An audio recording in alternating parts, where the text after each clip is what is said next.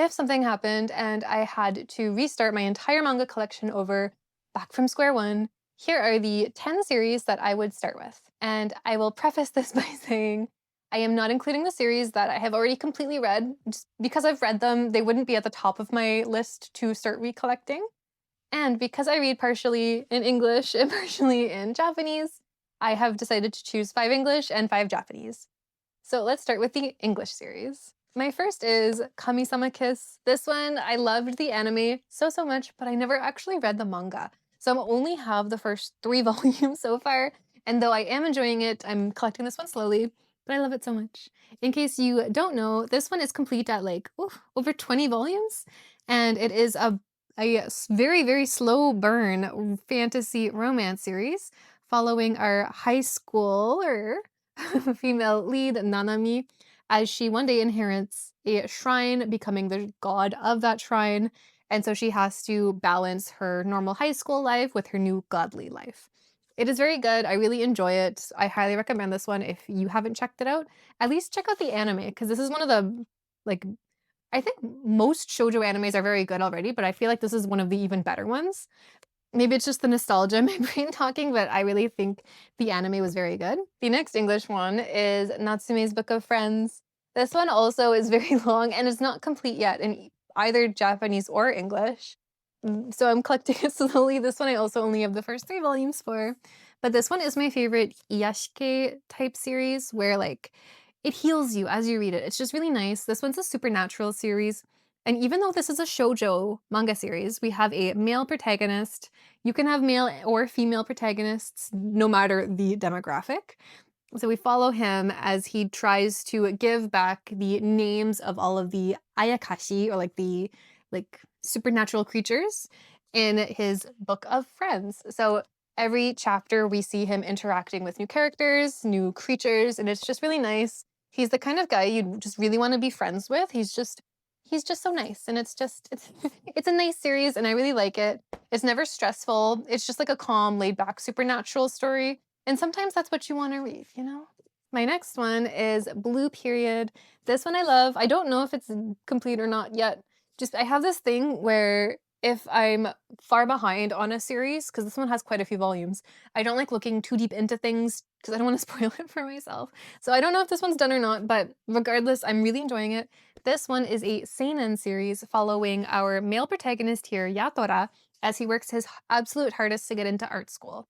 So if you like art and you enjoy like learning about like color and composition and whatnot, this does I feel like I know more about art after reading this. This does include a lot of those terms, so you will learn them just through reading. And even if you're not that into art, there's still something to be enjoyed in this series because it talks a lot about the importance of hard work and doing what you love, and it's a nice series, and I really like it. That one also has an anime. All of them, all 3 of them do so far. So does this one. This one is Witch Hat Atelier. I will say I have the first 3 volumes in English and then the next 3 in Japanese. I know. But if I were to start all over again, I do think I would collect all of them in English just for uniformity. And I really like the translation for this one, so I'm absolutely fine reading it in either language. Witch Hat Atelier also has an anime out. This one's a very good one. I'm very slow to be reading this one as well, so I don't know how many volumes are out yet, but I do know it's ongoing. Please don't spoil this for me. Witch Hat Atelier follows our young female protagonist, Coco, as she discovers what life is like for witches. I'm not going to say any spoilers for this one. If you have not read Witch Hat Atelier, oh my goodness, please read Witch Hat Atelier. So yeah, it talks about her life after she becomes a witch. She makes witch friends. She has a mentor. You can see her mentor on the back. And it's just all of them are good. This one's really sweet. And then my last English one is Mushishi. Mushishi is another iyashike one. I don't think I like it as much as Natsume, but I love them both regardless. Mushishi tells the story of this guy here who works to kind of not exorcise spirits, but to help others who are being caused grief by like spirits and ayakashi and whatnot.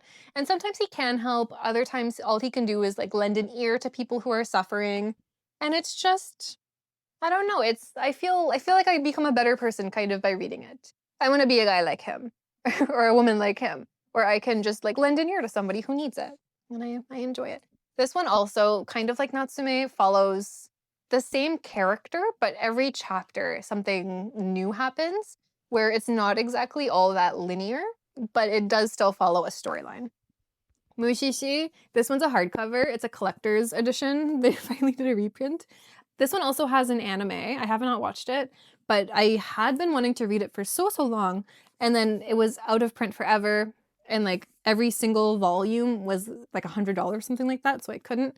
So I would frantically rebuy this one if I had to restart. There's only 2 volumes so far of the new edition, and they're omnis, so I guess there's 4 volumes. But oh my goodness, I get stressed now just because I know how hard it can be to get them. So those are my 5 English that I would start with. My 5 Japanese. Can you guess what my first one is? It's Colette. Obviously, I am almost done reading this one. I do only have like 2 more volumes to go. I don't care. I need this in my collection. Colette is a shoujo romance series following the romance between our protagonist, Colette, who is an apothecary, and Hades, the god of the underworld. And this is one of the sweetest, kindest shoujo series in my collection. This one is my favorite, so I need it in my collection. And this one does have an English, but I prefer the Japanese. My next one is Toilet Bound Hanako-kun. This one's technically on hiatus. I'm slow to read this one too because I'm really enjoying this one, so please no spoilers in the comments. I'm really enjoying this one. I do know it gets like heartbreakingly sad, but I'm not there yet. This is a series. This is one of the ones where it's like, it's kind of unknown what the demographic is, just because according to some sources, it's more tailored for girls. Others say it's more tailored towards boys. It doesn't really matter, you know, if you like it, read it, is what I think. But this one is very good. It takes place at a middle school where supernatural things happen all the time. And we follow our female protagonist, Nene, after she is kind of forced to make a deal with one of the spirits at her school, Hanako. And things get crazy from there. The art is beautiful. The storytelling is beautiful. Everything is beautiful. It's very good. This one also has an anime, but I'm really enjoying the manga, so I don't feel all that compelled to watch it, at least until I finish the manga. My next one is another shoujo series. This is The Failure at God School. This one does have an English. I'm just really enjoying the Japanese, and the English is very, very slow to update. So no matter what, I would be reading this one in Japanese. Also, I will say, I have seen this one touted as being a romantasy or just fantasy romance series. It's not a romance series. Like maybe in the future volumes, there will be some romance, but like even if a story has a little bit of romance in it, doesn't mean it's categorized as a romance series. Romance is not a pivotal like theme in the story. This is a fantasy adventure in my eyes series where we follow Nagi on her path to becoming a god. So she has some sort of godly power. Nobody knows what it is, not even herself.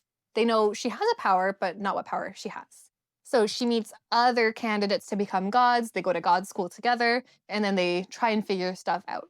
This one's very much like an ensemble series where you learn a lot about all of her classmates. You'll know a lot of characters as you read. And it's, I don't know, if you're looking for a romance, you'll be disappointed with this one. But if you're looking for a very captivating story with a very strong female lead, you will like this one. I really enjoy this one. And I think it's good to promote non-romance shoujo series because they exist. And a lot of people think that they don't. A lot of people think that shoujo is unanimous with romance. It's not. A lot of shoujo series are romance, but a lot of them also are not. My next, and I just really like shoujo romance, which is why most of my series is shoujo romance, but never mind that. My next one is my favorite delinquent romance series, which is Love That's an Understatement. This is a high school delinquent romance series following our female protagonist, Lisa, who is like the kind of girl who can do literally anything by herself. She doesn't need anybody, but she learns that it's okay to depend on other people. And she learns that through the delinquent Zen. And their romance is just so sweet. I love the author. The author's name is Fujimomo. I love the author's way of depicting their romance. It's just very nice. This one, it's not technically a slow burn because like even in volume 1, you know they're going to be dating, but like slowly the relationship progresses and becomes like deeper and deeper, and it just feels really natural, I'll say. And I enjoy it. While there is strife and like potential love triangles introduced throughout the series, there's never anything so big that you're worried that they'll break up or like a lot of drama will happen. Like if you were I feel like the exact opposite of this one would be Isso anata ga todome o sashite. That is the exact opposite of this one. So one is very stressful, like, oh my god, what's gonna happen? One is, even if something bad happens, they'll stay together. And I prefer that. I don't like, I do like drama in my romance, but I don't like drama that will cause people to break up. You know? Like, I find that too stressful. I don't like that. And my last one I would rebuy is Noragami. Noragami, I'm collecting the collector's edition. This is like the anniversary, so it is a 2-in-1. And even though I hate omnis, I really do like the cover designs for this one. I think it looks really good, so I'm collecting the big ones. I was collecting this digitally, but I'm trying to have a physical collection. I don't trust I'm old. I don't trust the internet to keep what I buy digitally. I need it physically in my hands to know that I have it. So collecting the physicals, really enjoying it. I have only bought the first 3 volumes because they're not cheap and they're not easy to find because they're the collector's edition. So slowly but surely I'm collecting them. So I would make a big effort to find them again had I had to restart my collection. Noragami, if you're not aware, this is a series about a stray god. His name is Yato. So once upon a time, he was a god who had to be violent in order to survive. Now in present day Japan, he has to do basically anything somebody prays to him for to stay alive, basically. Because if he's forgotten about, what's the point of his existence, you know? And one day he meets a high school girl who changes his life, basically. I don't want to spoil it, and it's also kind of a complicated story. But Noragami is actually one of the series that really got me into reading in Japanese, just because I love it. I loved the anime. I watched the anime first, adored it, and then I wanted to know what happened after season 1. So I didn't really have much of a choice but to read it. And this is one of the reasons I like to read as much as I do. It's very good. This one and Jujutsu Kaisen was also a big one to really get me reading. I read volume 1 of Jujutsu Kaisen in Japanese like 20 times. I really enjoyed it. But yeah, those are all of the manga that I would start with had I had to restart my manga collection. Obviously, I'd rebuy everything, if I'm gonna be honest. But these are the 10 that I would start with.